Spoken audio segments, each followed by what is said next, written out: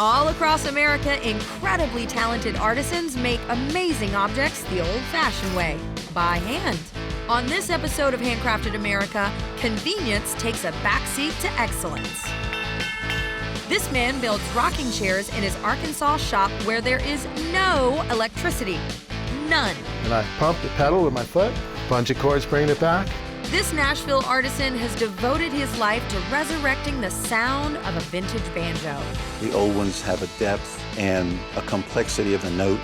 In Petersburg, Indiana, this man makes giant fishing hook nets, one knot at a time. So how many knots are we making? Over 8,762 knots. Time to roll up the old sleeves and get to work.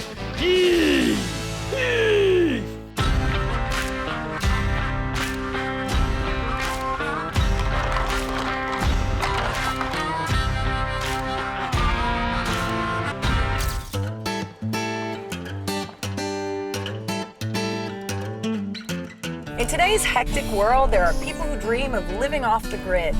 I'm on my way to meet a man who does just that. He makes rocking chairs that are simply beautiful.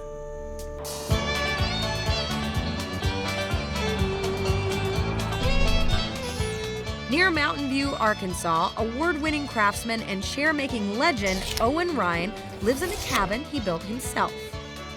Rain or shine, you can find Owen building rocking chairs in his workshop. No power tools, no nails, just Owen. Wow, Owen. I'm seeing tons of trees, which you use for your chairs, correct? That's right, yeah. Picking out the trees is real important to me. Trees are like people. They all have their own different personalities. All right, well, let's see what the personality of this guy is. Okay. Owen splits ash wood using a maul and wedges. Look at that. That's good. Beautiful. I got a froe here and a club, this is just a piece of hickory firewood. I'm gonna start on the growth rings. And then we split on the rays. The rays meaning they're the vertical lines going to the center. Right, like the spokes of a wheel. Okay. Little twist, there you go. We split the logs down to 1-inch square pieces that will be used to make spokes.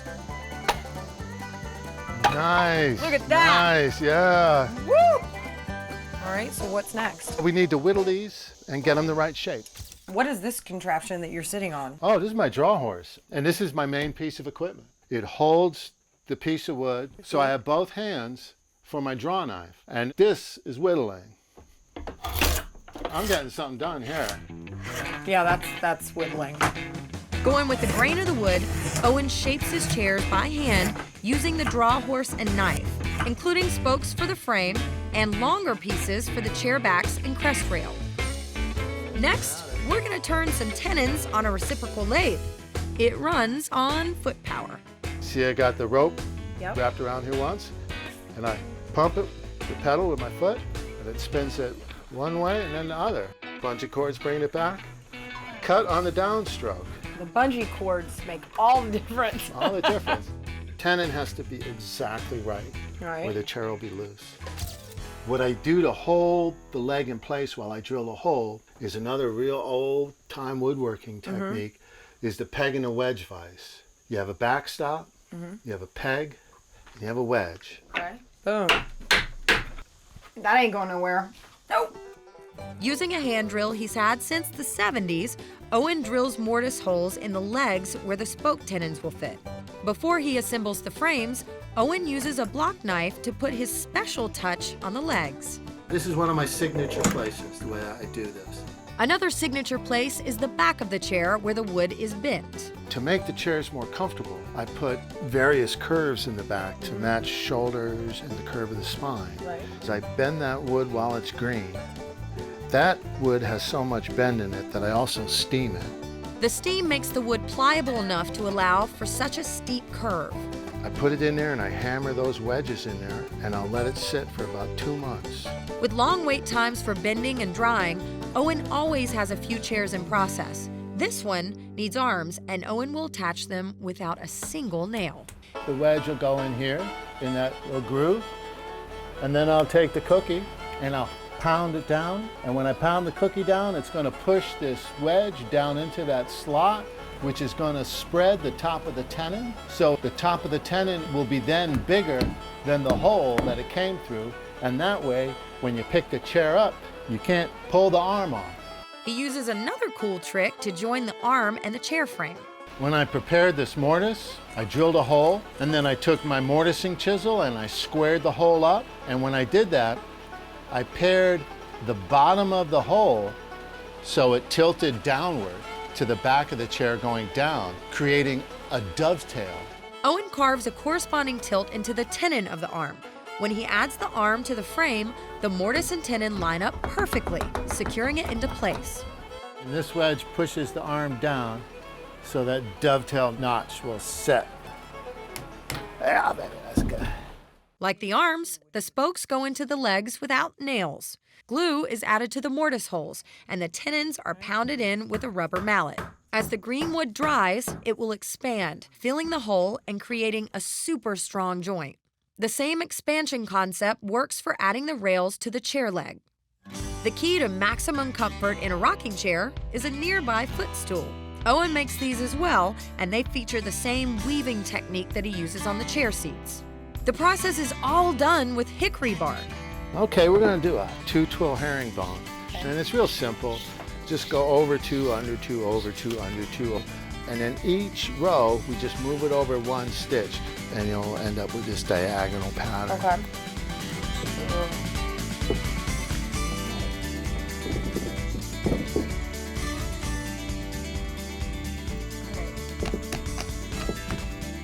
There you go. Owen's large rocking chairs sell for $1,200, but if you want one, you have to come and get it because he doesn't deliver. It's too nice up here to leave home. Besides, his trees would miss him. You know, Owen, who needs a grid anyway? I don't need no grid. I don't need no grid either.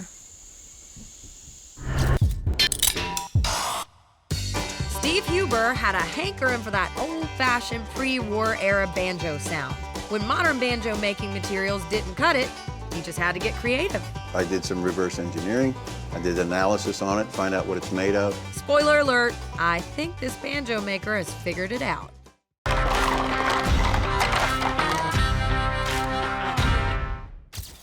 Welcome to Music City, Nashville, Tennessee. If you're a fan, you come here to see the stars. If you're a country musician, you come here to be a star. Our next artisan is a little bit of both, but the star of his show is a banjo. Just outside of Nashville in Hendersonville, Tennessee, there are lots of musicians, but none of them have quite the same passion for vintage banjos as Steve Huber. Steve fell in love with the banjo at 14 years old. I'm from the South. I listen to bluegrass. I know that tone. I love it. Yeah. When did you fall in love with it? Beverly Hillbillies. Right? Like a lot of people. The pre-war era tone ring and rim of the banjo in that song had a distinctive sound, and that is what captured Steve Huber's attention. The quest to duplicate it is what set the tone for his life's work. Steve had to unlock the mystery of several key banjo parts: the wood rim, the metal tone ring, the wood resonator, and the plastic drumhead, all of which make up what's called the pot assembly. This is the rim of the banjo. This happens to be an old 1929 rim. This is how they look after we bend it. It's 3 plies of maple. We want this to sound like this. So we did a lot of studies with vibrations. 15% of what we buy we use. The rest doesn't make the cut. The process that we use to make this vibrate like these old ones is our own process that we came up with in about a year of trial and error. Top secret. The first thing we do is shape the wood rim on the lathe. And this is the finished product after it's been turned on the lathe. And then it goes upstairs for staining. See that notch on the rim? That's where Steve will attach another crucial piece of the vintage banjo puzzle. So this is the tone ring, right? This is it. These look alike, but what is this? This is a casting. This one happens to be from 1929, and that's by itself around 30 grand. Wow. And this is the Huber HR30 ring, is what I call it. So this We is trying yours that to- you've tried to replicate this. That's exactly it. Now you want them to sound alike in the banjo. I mean, that's the trick. But out of the banjo, we also would like them to sound alike too. So that's the old one. And that's that one. So we're pretty close. Pretty close? Yeah, pretty close. I think that sounds exactly alike. The old ones have a depth and a complexity of the note. It's crazy. It's like almost a more simple sound, but Yeah, actually. better. Steve spins and cuts the casted tone ring on the lathe for a bit to ensure the perfect fit. Okay, now we're gonna go drill some holes. So how many holes are here? 20 holes. 20. Why 20 holes? I have no idea. That's the- an honest answer. The ring actually vibrates better with the holes in it than without them. And in the banjo, maybe a little bit of difference. Some secrets stay in the family. Steve's dad, Jack Huber, makes the handcrafted maple, walnut, and mahogany resonators for Steve's banjos. Luthier Casey Sullivan brings the wood to life. This is called a vintage sunburst. And you're trying to make it look like, Trying to make it look similar to this picture. That's from either the late 20s or early 30s. It being a hand-rubbed burst, none of them will be the same. And what we're gonna do is start with our stain. okay? It's gonna be 3 colors: yellow, orange, and brown. Casey hands me a cloth and stains and puts me to work.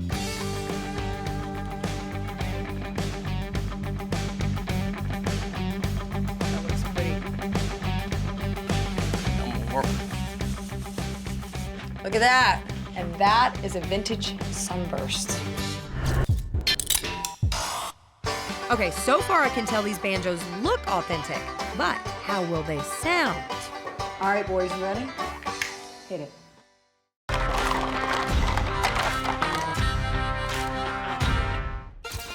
Banjo maker Steve Huber is on a lifelong quest to duplicate the distinct sounds of a pre-war banjo. His secret recipes for the rim and tone ring are ready for the pot, but there's a few more parts to make before that pot can play. That's walnut, Okay. that's mahogany, and that's curly maple. That's your three main Three main. woods we use. And what is this right here? So we're gonna make a neck out of this. This is a piece of curly maple. Once it's cut, the neck is sent out for milling and comes back looking an awful lot like a banjo neck. This is a traditional inlay pattern from the 1920s. And we glue it on the board, put the binding on, and this is an original pattern from my Lancaster model banjo. Wow, that is beautiful. These inlays are mother of pearl. And now, On to fretting. This is a fret. That's it. This That's little fret thing right wire. The bottom part here is called the tang. Okay. These are tang nippers. We're going to want to clip these to compensate. So we just Okay, put a little glue. bit of glue in there, just kind of hold it. Got this measured out. Clipped. Tang nipped. Okay. You're so fast with this. And then coax it in. And that's it. And that's it. That's all you do when you got a bunch more to go. Once we've got the frets in, we bring it over here to the sanding table. We're gonna start with 100 grit, and we're Okay. gonna run it through grits, 100, 150, 220, 320, and a final of a 400. Wow, that's a lot of sanding. after sanding, Casey levels the sides and rounds off the sharp edges in a process called crowning the frets. After the fingerboard is taped, the rest of the neck is ready for finishing. All of the finished parts of the banjo end up with luthier bin bowling. The tone ring is placed on the rim.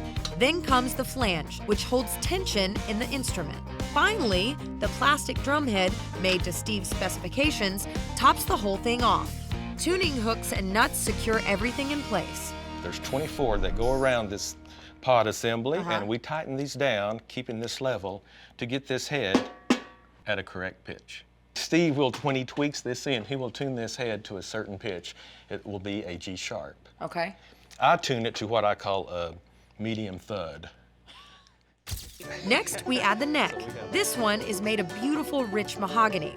The tailpiece, and then the strings. First time ever string at a banjo. And then this goes up there, Goes right through that hole. goes through here. All right, nice. Now, we're ready for the last step before it goes to Steve. And we have to put on that beautiful resonator. What does this do? It's like a soundboard. Sound bounces off it of does. that and- Let's see if it makes a difference. If we just hit this. Okay. Now I'm gonna hold this resonator on and see if there's a difference. So you can, Much better. yes, much better. Yeah.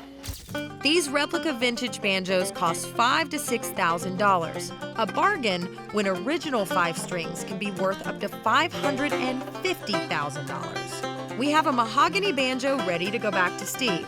As the guru of sound, he's got to give it the final tuning before it can go out and make beautiful music. So here's what I do. We get the head up to around a G sharp. Steve proceeds to take the banjo apart and tweak it. And when he's happy with it, he puts the banjo back together and it's ready to play. All right, boys, you ready? Hit it.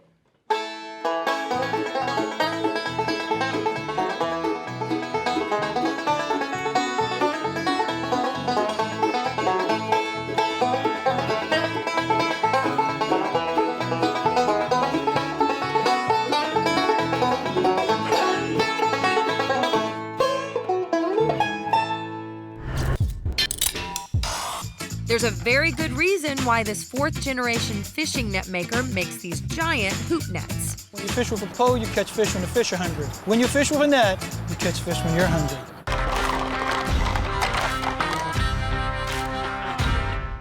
If you like to fish, our next artisan might inspire you to do things just a little differently.